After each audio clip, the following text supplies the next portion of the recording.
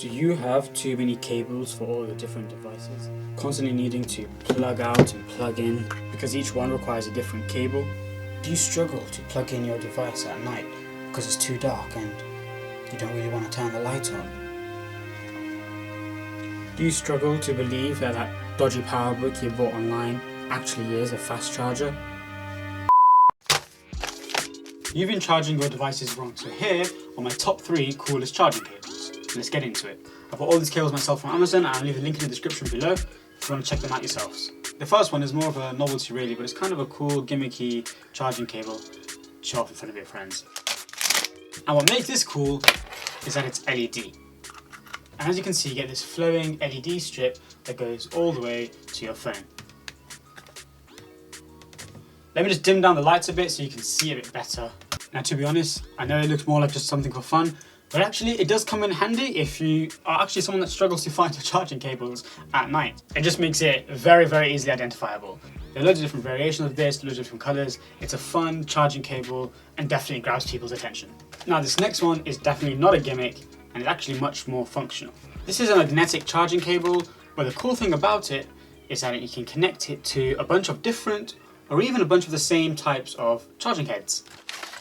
In the box, it's quite simple. You have the charging cable, and you have these 3 charging heads. One of them is Lightning, one of them is USB Type-C, and the last one is micro USB. But you can get these all in Lightning or all in USB Type-C, depending on the devices you have. And the reason why this one's cool, because instead of having 2 or 3 different charging cables for your household or for yourself, you only need one. The reason for that is because this head magnetically attaches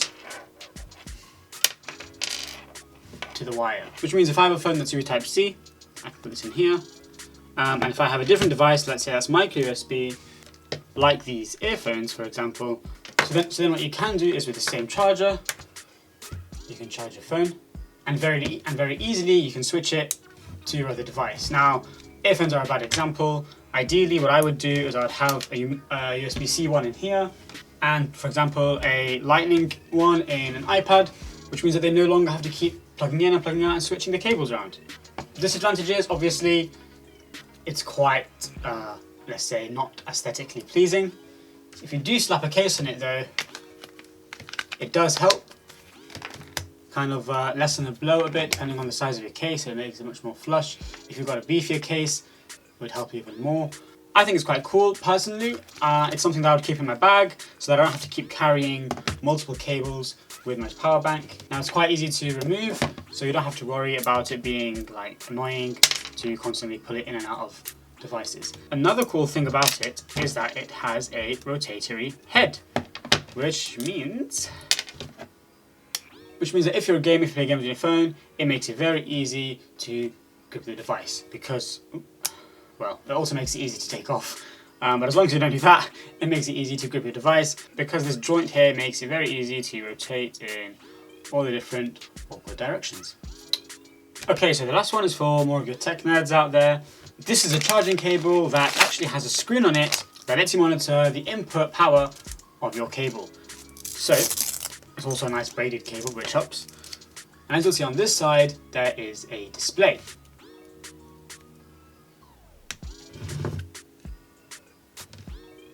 You'll see that it clearly rises all the way up to a maximum input of 17 watts.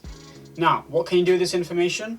Well, most people, not much. But if you are an astute individual who likes to know whether their power bricks are actually, giving off the amount of power that they say they do, you can use this cable.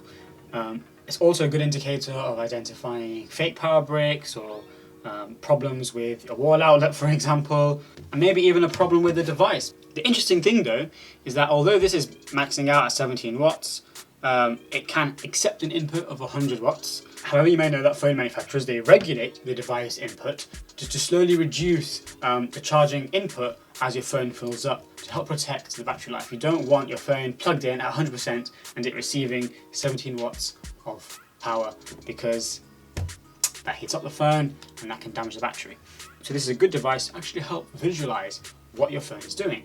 But if you're somebody that would use this for anything else, if you're like an engineer or a developer, a software engineer, and you might use this for other things, let me know. I'm really interested to see the kind of applications it could have. Okay, so our battery is at 95%, so it's nearly fully charged, well 94% now, so it's nearly fully charged.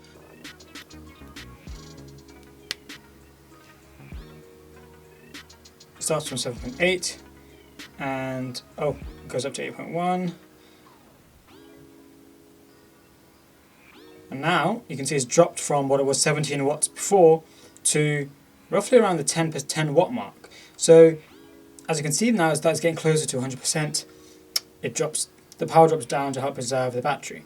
Anyway guys, that's it for this video. Let me know what you think, and more importantly, let me know if there's any other charging cable you think is more interesting. With that, I'll see you on the next techy video.